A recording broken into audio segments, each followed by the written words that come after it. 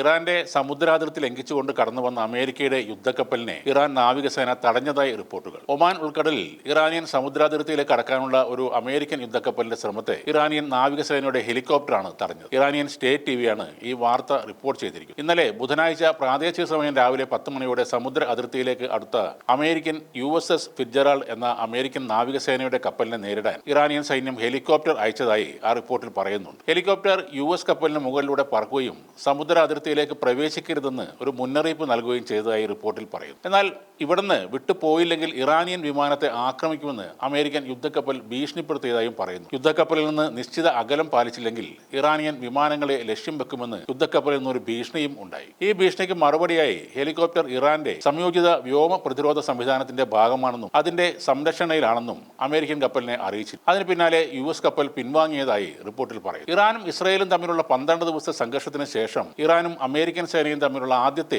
നേരിട്ടുള്ള ഏറ്റുമുട്ടലാണ് ഇത്. സംഘർഷ സമയത്ത് ഇറാൻ ആണവ കേന്ദ്രങ്ങളെ അമേരിക്ക ആക്രമിക്കുകയും ചെയ്തു. എന്നാൽ തങ്ങളുടെ USS ഫിറ്റ്ജെറാൾഡിന്റെ ദൗത്യത്തിന് ഒരു വീഴ്ചയും സംഭവിച്ചിട്ടില്ലെന്നും മറിച്ചുള്ള വിവരങ്ങളെല്ലാം വ്യാജമാണെന്നും തെറ്റായ വിവരങ്ങൾ പ്രചരിപ്പിക്കാനാണ് ഇറാന്റെ ശ്രമമെന്നും US സെൻട്രൽ കമാൻഡ് അവകാശപ്പെട്ടു. അമേരിക്കൻ യുദ്ധക്കപ്പൽ ഇറാനിയൻ സമുദ്രാതിർത്തിയോട് എത്രത്തോളം അടുത്തേക്ക് വന്നു എന്ന കാര്യത്തിൽ വ്യക്തത ഉണ്ടായിട്ടില്ല. ഇറാന്റെ സമുദ്ര അതിർത്തിക്കടുത്തെത്താനുള്ള കാരണവും ഇതുവരെ വ്യക്തമല്ല. ഇക്കാര്യത്തിൽ അമേരിക്കൻ നാവികസേനയിൽ നിന്ന് പ്രതികരണം ഉണ്ടായിട്ടില്ല. ഇറാൻ ഇസ്രയേൽ സംഘർഷം രൂക്ഷമായിരിക്കെ ജൂൺ 22-ന് ഇറാന്റെ ആണവ കേന്ദ്രങ്ങൾ ലക്ഷ്യമിട്ട് അമേരിക്ക ആക്രമണം നടത്തി. അന്ന് കനത്ത നാശനഷ്ടമാണ് ഇറാൻ ഉണ്ടായത്. അമേരിക്കൻ ആക്രമണം ഉണ്ടായെങ്കിലും യുറേനിയം സമ്പുഷ്ടീകരണം തുടരുമെന്ന് അന്ന് ഇറാൻ വിദേശകാര്യമന്ത്രി അബ്ബാസ് അഗ്രാച്ചി പറയുകയും ചെയ്തു. US ഇസ്രയേൽ ആക്രമണം തങ്ങളുടെ ആണവ സമ്പുഷ്ടീകരണ പദ്ധതിയിൽ ഒരു മാറ്റവും വരുത്താൻ പോകുന്നില്ലെന്നും അദ്ദേഹം എടുത്തു പറഞ്ഞു. ഫോക്സ് ന്യൂസിന് നൽകിയ അഭിമുഖത്തിലാണ് അദ്ദേഹത്തിന്റെ ഈ പരാമർശമുണ്ടായത്. ആണവ സമ്പുഷ്ടീകരണം ഇറാന്റെ അഭിമാന പദ്ധതിയായി മാറിയെന്നും അദ്ദേഹം പറഞ്ഞിരുന്നു. നേരത്തെയും തെക്കൻ തീരത്തെ ഒമാൻ ഉൾക്കടൽ പോലെയുള്ള പ്രദേശങ്ങളിൽ അമേരിക്കൻ സേനയെ നേരിട്ട ചരിത്രം ഇറാനുണ്ട്. 2023-ൽ